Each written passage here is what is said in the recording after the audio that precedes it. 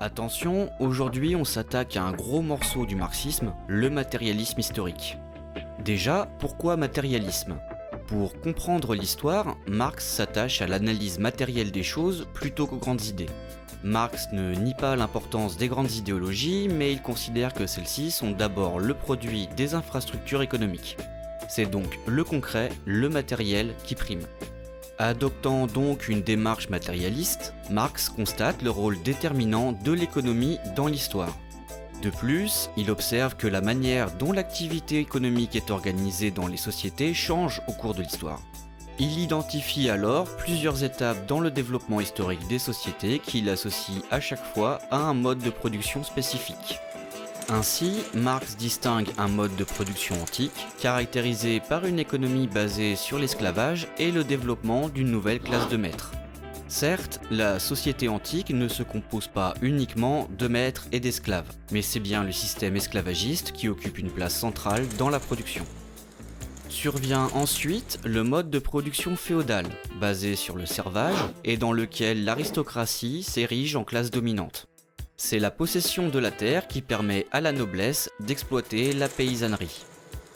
Ce mode de production féodale est lui-même supplanté par le mode de production capitaliste, fondé sur l'exploitation des salariés par la classe bourgeoise. Là, on simplifie bien sûr à l'extrême. Les choses ne sont en fait pas aussi tranchées et il y a évidemment des nuances, des variantes, des modèles mixtes. On vous a notamment épargné le point de départ que constitue le communisme primitif et le développement sur l'origine de la propriété, ou encore les controverses autour du mode de production asiatique. Ce qui importe surtout, c'est de retenir que, en bon matérialiste, Marx considère que le découpage de l'histoire est rythmé par les grandes évolutions économiques, plutôt que par l'action de soi-disant grands hommes ou par des événements symboliques. Retenons aussi que chaque étape de l'histoire est caractérisée par des rapports de domination de classe. Dans le mode de production antique, la classe des maîtres domine celle des esclaves.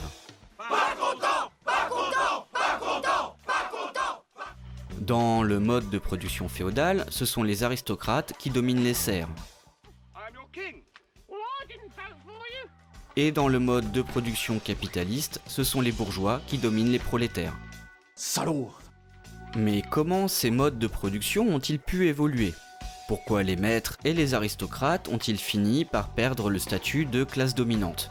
Pour Marx, chaque mode de production dans l'histoire est caractérisé par de fortes contradictions internes.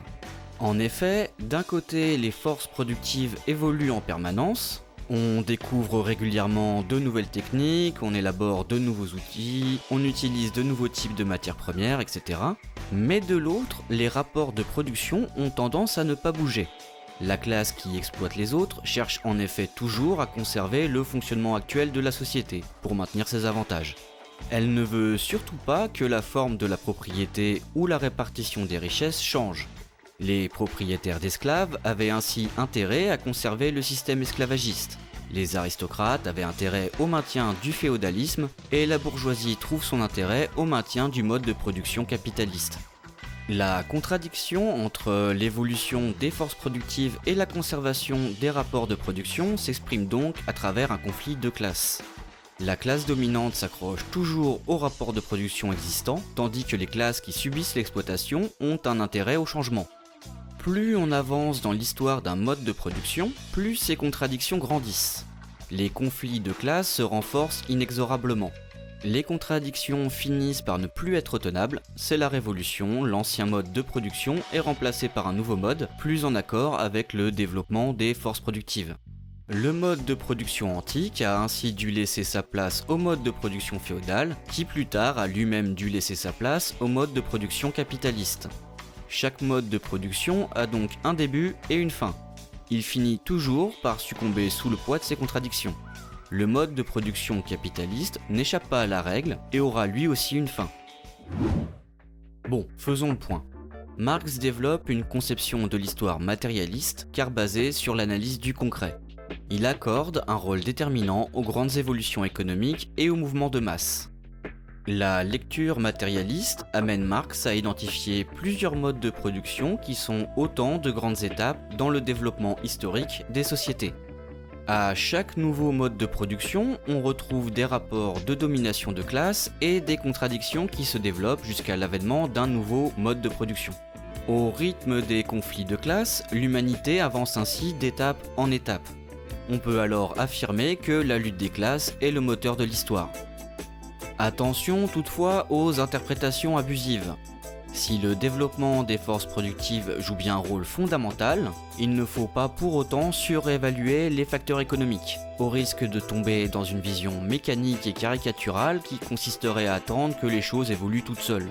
Le rôle central de l'économie ne signifie pas qu'il s'agit du seul facteur à agir sur l'histoire. Marx l'affirme, seule, l'histoire ne fait rien, ce sont les hommes qui la font dans des circonstances qu'ils n'ont pas choisies. L'histoire n'avancera donc pas toute seule, ce sont nos luttes qui la feront bouger dans le sens que nous souhaitons.